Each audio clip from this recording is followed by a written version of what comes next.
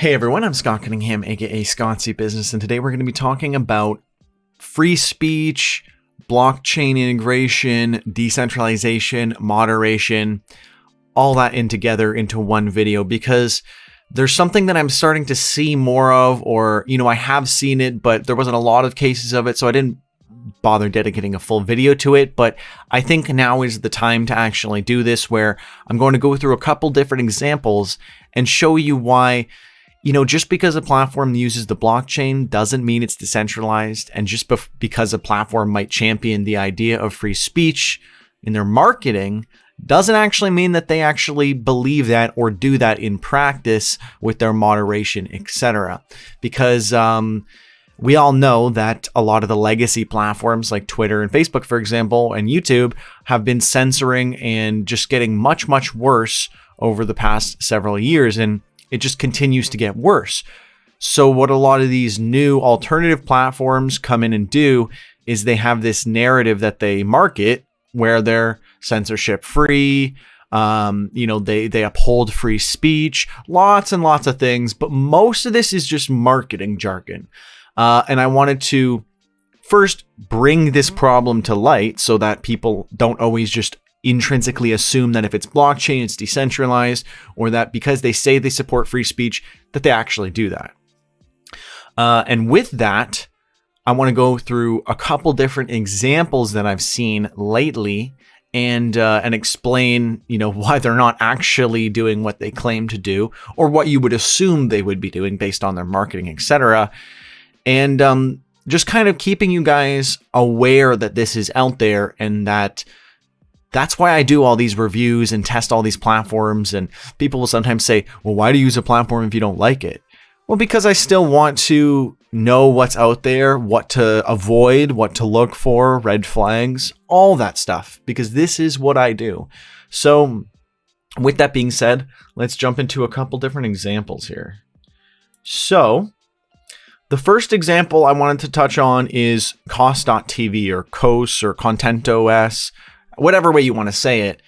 When they first transitioned to starting to use Theta, the Theta network, I was a little skeptical because I don't like Theta, and they kind of lie about a lot of the stuff they do, or very much mislead people, and it's just really not good. So when they first adopted the Theta network, I noticed something very odd. Most of my older videos had switched from being approved and previously been viewed to all being denied. So there's a difference between denied and removed or censored, right? Because denied would have mean that from the gate, when I first submitted it, they denied it, which wasn't the case. They changed this after the case, because I know all of these would have gone through, because otherwise I wouldn't have kept uploading them. And I also noticed this, in other videos, recently this year in February. That was back in November of 2020. So I was on CosTv today. All my stuff has been getting passed lately, and I was like, I wonder if they still have all my denied stuff, or if it's under review, or whatever it happens to be. Well, they deleted all of my old videos, and I thought that was odd. So I went through my videos, and sure enough, up until the point where most of my videos were, there's still another 200 videos or whatever happens to be, but a lot of them were gone, just completely removed. I wasn't sure why, and they weren't in the denied section, which I thought was really weird, because I've already seen before that they were switched to denied, and thus I would assume they would show up there. But instead, they were just completely removed, which would lead me to believe that they were removed simply to avoid anyone to see that they were denied because of a video like this that I might make. So I thought this was even more interesting and compelling to make a video, that it was kind of hidden that they did this. So this is just one example. This is CosTv. And here's the thing, right? I use CosTv or CosTv or whatever. And recently they started giving out a lot more rewards for your earnings. So I've actually been earning more on here, and you can withdraw, and it does work. And I tested it again recently, and I was able to withdraw some of my earnings. So you can still earn on here. It's still a great place to monetize your content. And here's the thing, right? I use PublishOX, and they're not. Here's the thing, they're very forward with their marketing. They don't claim that they're using the blockchain for their content, right? They just say, we reward you with crypto. That's it. And they're not championing themselves of free speech. So I think it's more reasonable when PublishOX requires approvals for authors. And that seems a little bit more, fair to me. I don't like approvals for individual content because that feels much more restrictive and controlled and centralized. But again, there are centralized and decentralized platforms that I use. PublishOX is very open about it. CosTv is kind of, hiding things. And that's where it starts to become a problem when they're not transparent about what they're doing and they're not setting the right expectations. So that is what I'm kind of going after with this video. So another example is Brighteon. Right at the top of the page, it says, refuse to be silenced. Free speech lives here. Join now. Their whole website is based around the idea of free speech. So why would I have anything to show you guys here? Well, they have to approve every episode that you post, which I thought was weird, because if it's free speech, why is there an approval process? The only thing that would not go through is anything illegal, which you wouldn't really need to approve or disprove. You would just, ban those people or whatever. Interestingly enough, this casual video of me just talking about why losing in the short term is okay to win in the long term, like delayed gratification, a very milquetoast topic, if you will, but it was rejected. And this was the second post that I've had rejected. I deleted the original one, so I don't actually have that to show you, because once you delete it, I can't show it anymore. So I'm just going to keep this one for just to be able to show you guys in the future. But the point is, this video was rejected. I complained about it, and of course, they don't have like a support team or a social. They don't have any socials, so there's no way for me to really contact them or anything.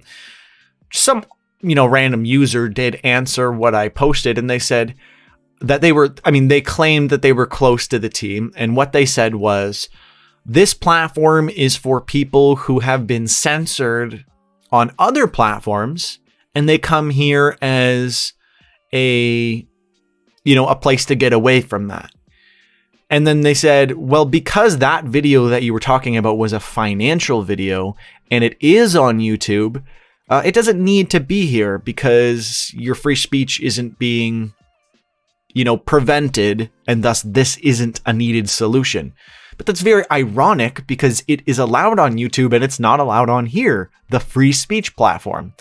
So all of this just to say, you can't have selective free speech, right? You can't decide that, this guy talked about finance and it could be a scam or something, so who knows? So let's just not approve that because, we can't be bothered to review everything. Well, then don't review everything. If you're a free speech platform, the only thing you need to remove is anything illegal, and that's it.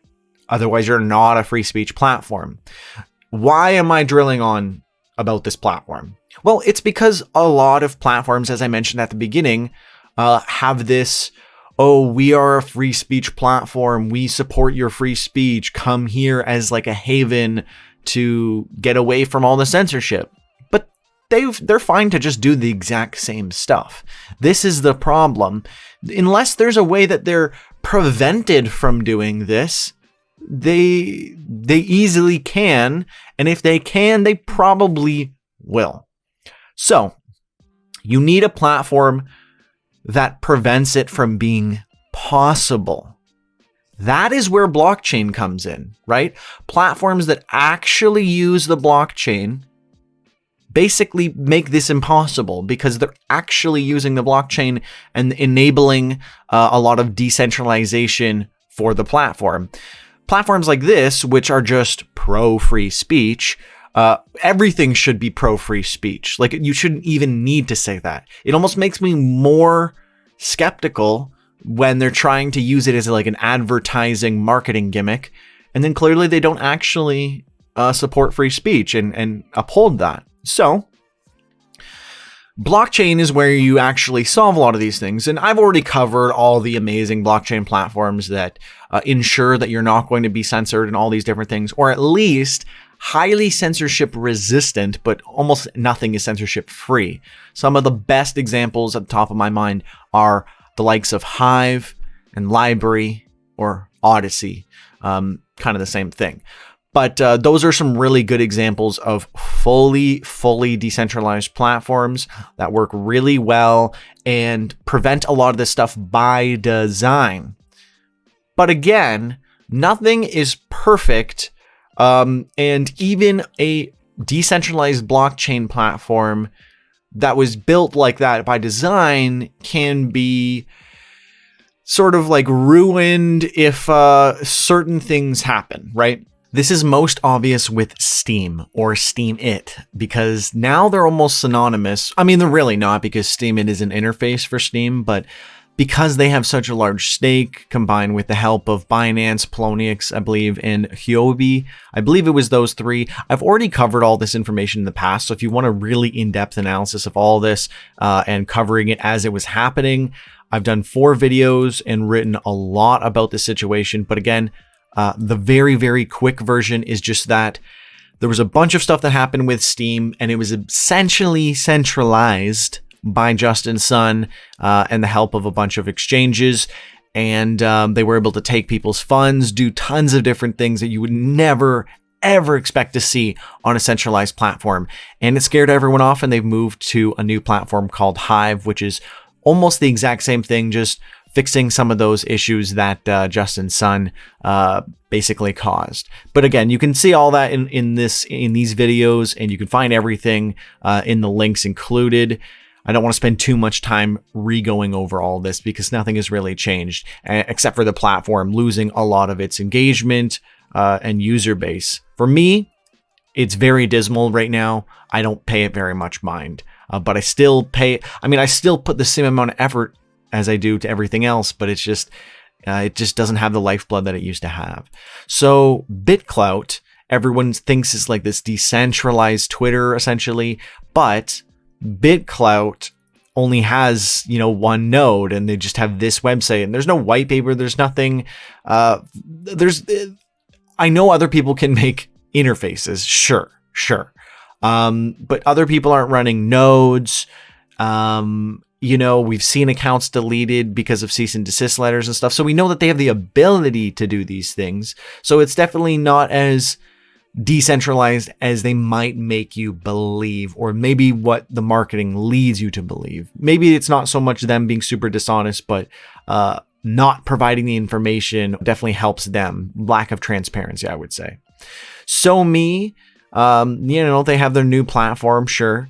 But, it's been like 5 months and I still can't access my funds. The wallet right now is just a JPEG, I guess.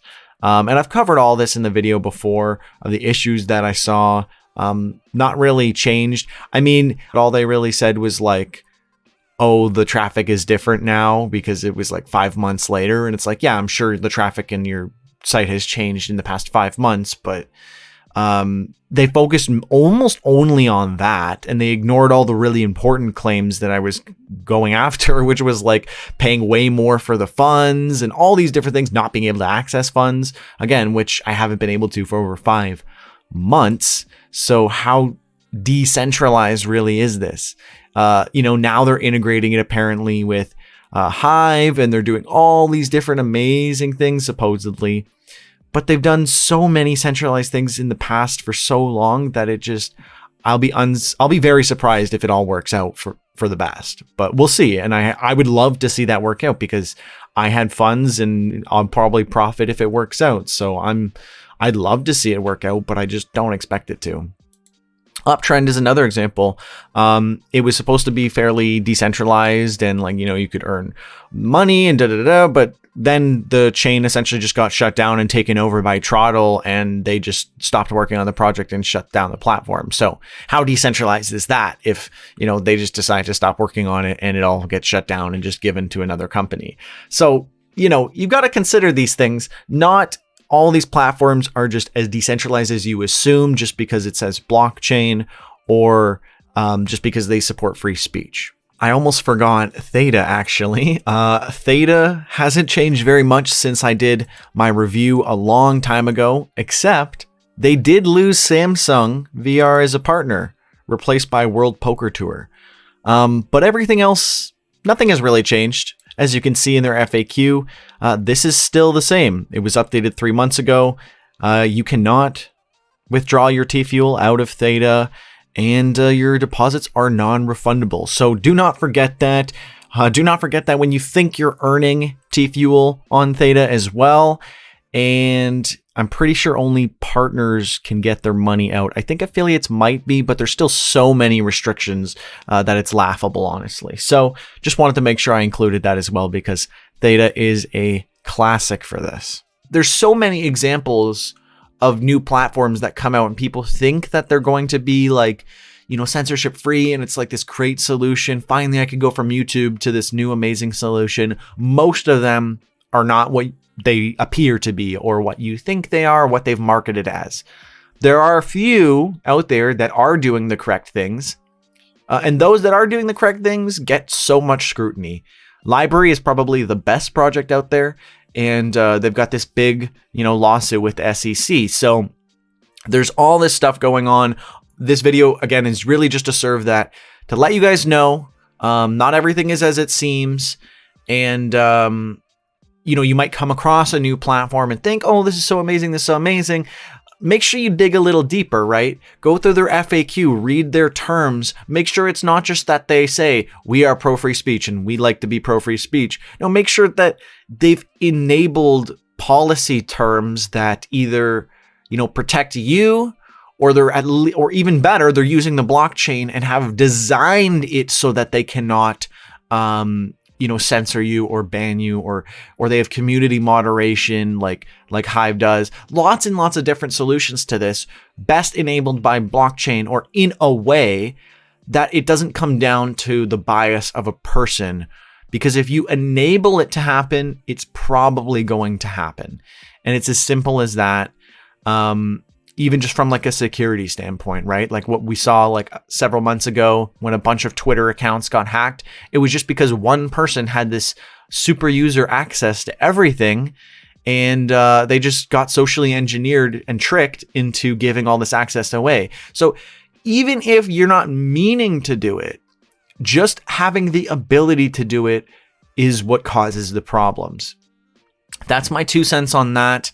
Let me know, what platforms are you guys using for, platforms that you are looking for that are pro-free speech and, aren't moderating a ton and like censoring a ton, and or platforms that are integrated with the blockchain, whether it's just for rewards or it's actually the content itself and the user accounts. So you're much more decentralized in that way. Let me know, what are you guys using? What do you find to be the most like safe and secure? Like, where do you have the least concern that you'll eventually be like booted off? And what are some platforms that you are concerned about? Let me know all that good stuff in the comments below.